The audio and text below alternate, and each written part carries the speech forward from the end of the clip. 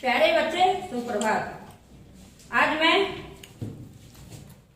वर्ग 5 विषय हिंदी पाठ 17 है और शीर्षक का नाम है मेरी माँ। अब प्रस्तावना पर आइए। दिन प्रतिदिन की घटनाओं, अनुभवों तथा विचारों को डायरी में लिखा जाता है। डायरी अंग्रेजी का शब्द है जिसे हिंदी में दैनंदिनी कहते हैं। डायरी लिखना एक अच्छी आदत है। डायरी प्रायः प्रतिदिन सोने से पूर्व लिखी जाती है। इसमें दिन भर की कुछ खास घटनाओं का वर्णन होता है। बच्चे, डायरी के बारे में आप लोग पिछले पाठ में भी पढ़ चुके हैं। अब आइए पाठ्य पुस्तक पर।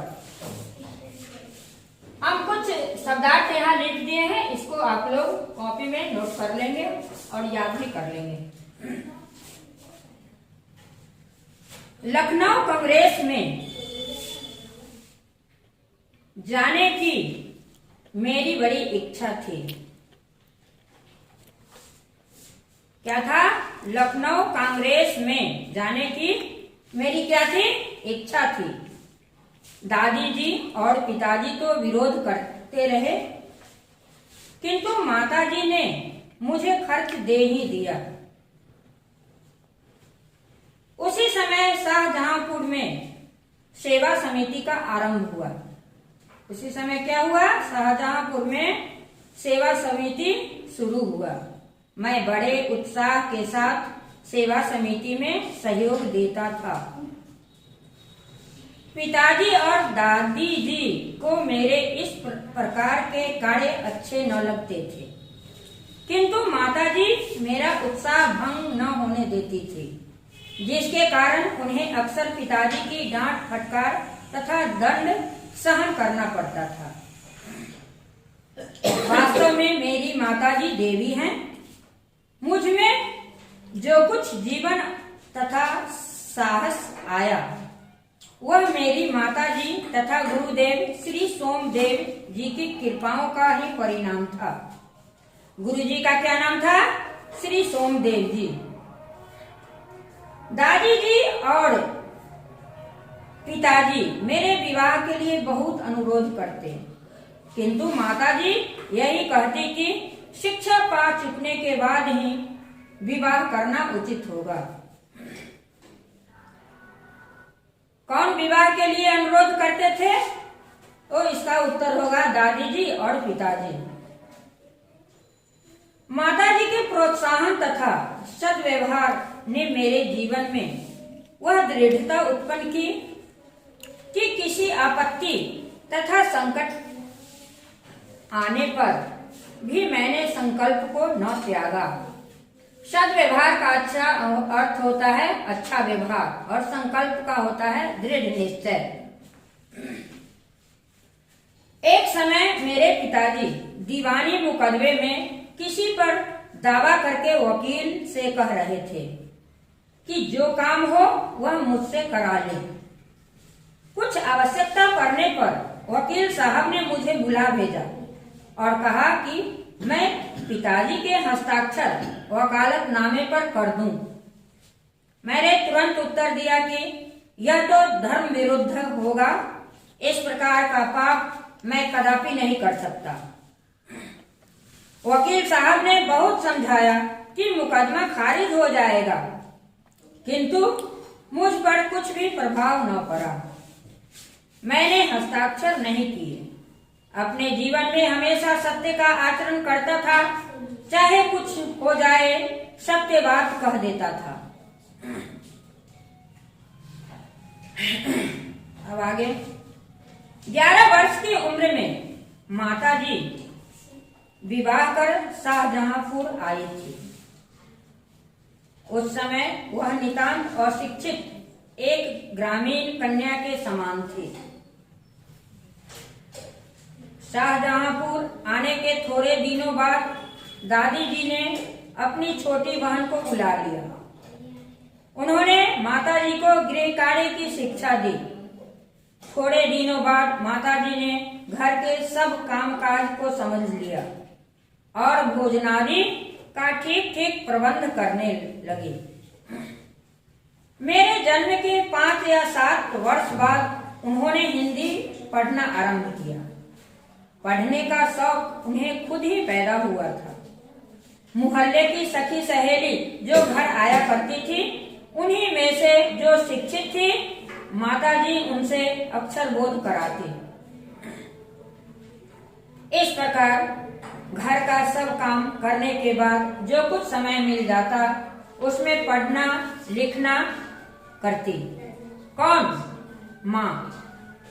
परिश्रम के फल से थोड़े दिनों में ही वह देवनागरी पुस्तकों का अध्ययन करने लगी। मेरी बहनों को छोटी आयु में माताजी ही शिक्षा दिया करती थी। जब से मैंने आर्य समाज में प्रवेश किया, तब से माताजी से खूब वार्तालाप होता। वार्तालाप का मतलब होता है बातचीत। उस समय की अपेक्षा अब उनके विचार भी कुछ उदार हो गए थे। यदि मुझे ऐसी माता न मिलती, तो मैं भी अति असाधारण मनुष्यों की भांति संसार चक्र में फंसकर जीवन निर्वाह करता। शिक्षा के अतिरिक्त क्रांतिकारी जीवन में भी उन्होंने मेरी वैसी ही सहायता की है, जैसे मेजनी की उनकी माता ने की थी। माताजी का सबसे बड़ा आदेश मेरे लिए यही था कि किसी की प्राण हानि न हो। किसी को सताना नहीं है, किसी को हानि पहुंचाना नहीं है। उनका कहना था कि अपने शत्रु को भी कभी प्राण दंड न देना।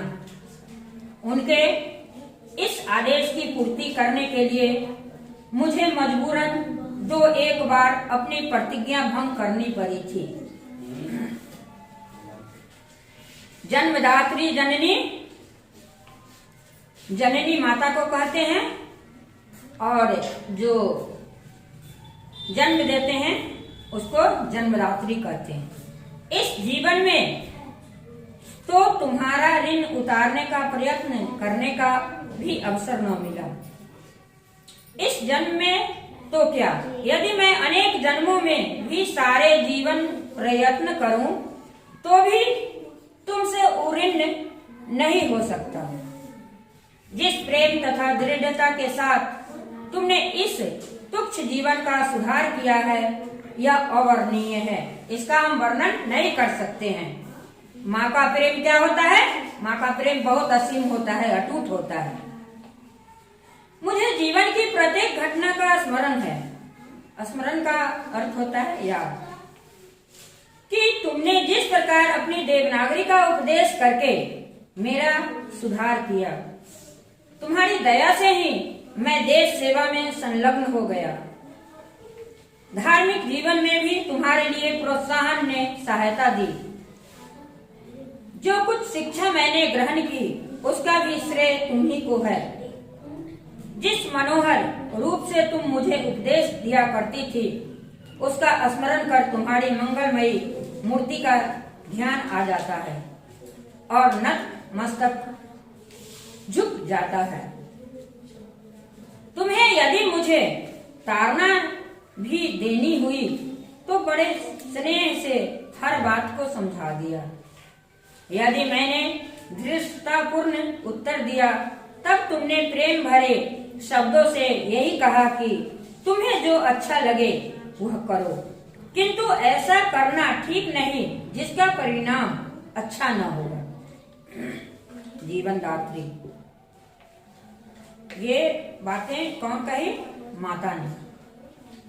तुमने इस शरीर को जन्म देकर केवल पालन पोषण ही नहीं किया, बल्कि आत्मिक, धार्मिक तथा सामाजिक उन्नति में तुम ही मेरी सदैव सहायक रहे। जन्म जन्मांतर परमात्मा ऐसे ही माता दे। महान से महान संकट में भी तुमने मुझे अधीर नहीं होने दिया। सदैव अपनी प्रेम वाणी को सुनाते हुए मुझे सांत्वना देती रही। सांत्वना का मतलब होता है भरोसा देती रहे। तुम्हारी दया की छाया में मैंने अपने जीवन भर में कोई कष्ट अनुभव नहीं किया।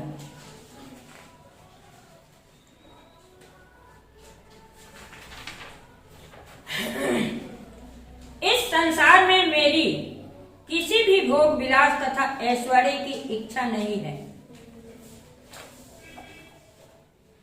केवल एक इच्छा है, वह यह कि एक बार श्रद्धा पूर्वक तुम्हारे चरणों की सेवा करके अपने जीवन को सफल बना लेता, किंतु यह इच्छा पूर्ण होती नहीं दिखाई देती और तुम्हें मेरी मृत्यु की दुख भरी खबर सुनाई जाएगी।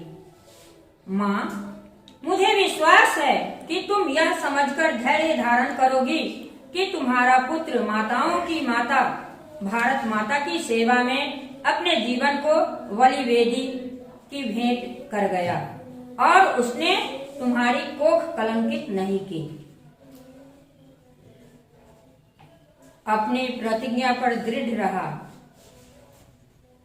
जब स्वाधीन भारत का इतिहास लिखा जाएगा तो उसके किसी पृष्ठ पर उज्जवल अक्षरों में तुम्हारा भी नाम लिखा जाएगा। गुरु गोविंद सिंह जी की धर्म पत्नी ने जब अपने पुत्रों की मृत्यु की खबर सुनी तो बहुत प्रसन्न हुई और गुरु के नाम पर धर्म रक्षार्थ अपने पुत्रों के बलि पर मिठाई बांटी थी। जन्मदात्री वर दो, वर का मतलब होता है वरदान। वर दो कि अंतिम समय में भी मेरा हृदय किसी प्रकार विचलित न हो। विचलित मतलब होता है अस्थिर, डिगा हुआ। और तुम्हारे चरण कमलों को प्रणाम कर मैं परमात्मा का स्मरण करता हुआ शरीर त्याग करूं।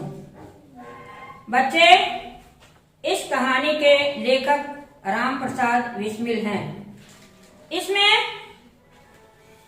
माँ के बारे में बताया गया है।